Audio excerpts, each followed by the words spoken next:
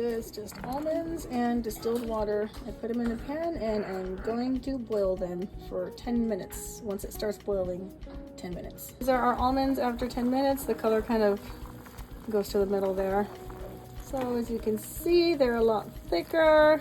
This is going to make the almond milk a lot creamier and yummier. So I'm going to take it spoonful at a time and stick, sorry, that's my sauce there. A couple spoonfuls into my blend tech. This is gonna make quite a bit, so that's a good amount. And then I'm going to finish filling it up with just distilled water until you get to the line here. So you can really put any amount of water, but I don't want our blender to overflow. So I fill it up to about this line here. See, just almonds, water, and then I'm gonna blend it up.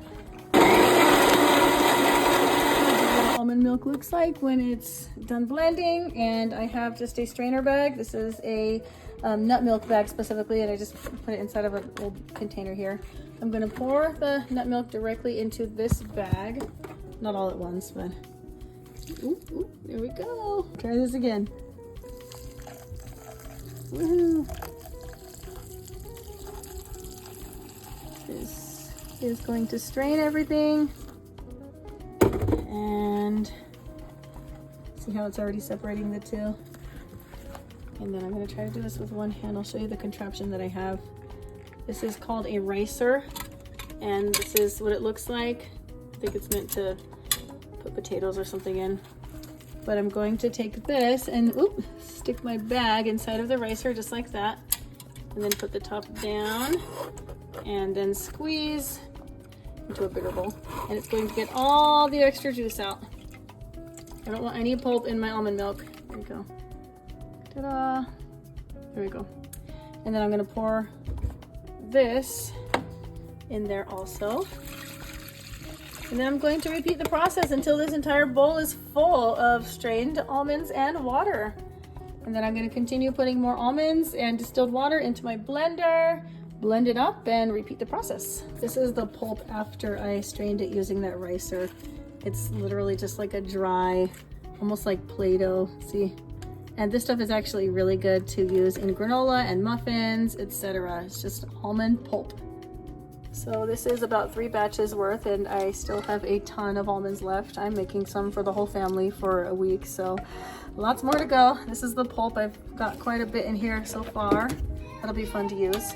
And this is the almonds and water. Very concentrated actually, so when I pour it inside of my jars, I'm only gonna fill it about 2/3 of the way full. And then I'm going to fill the rest of the way up with, I don't really measure it, so maybe about there. If you want it more creamy like, then you don't have to add water, but I like to add water just to make it stretch more, because especially our baby, she loves this and she hates drinking water, so this also gets water in her.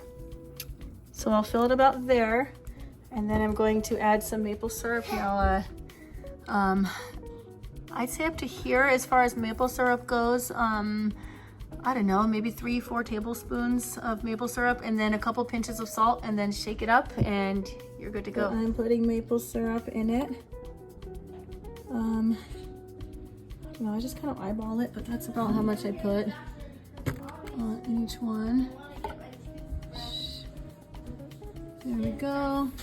And then I'm gonna put about,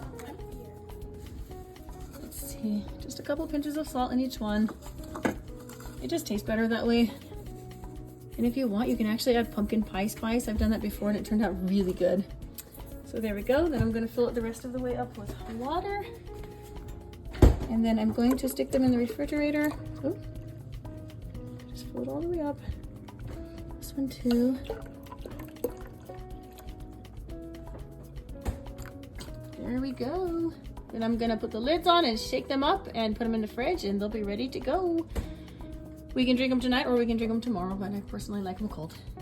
Okay, there they are. Right by. Here it is. everything is measured based on taste and preference, so I don't really have a recipe for you, but this is how we do it.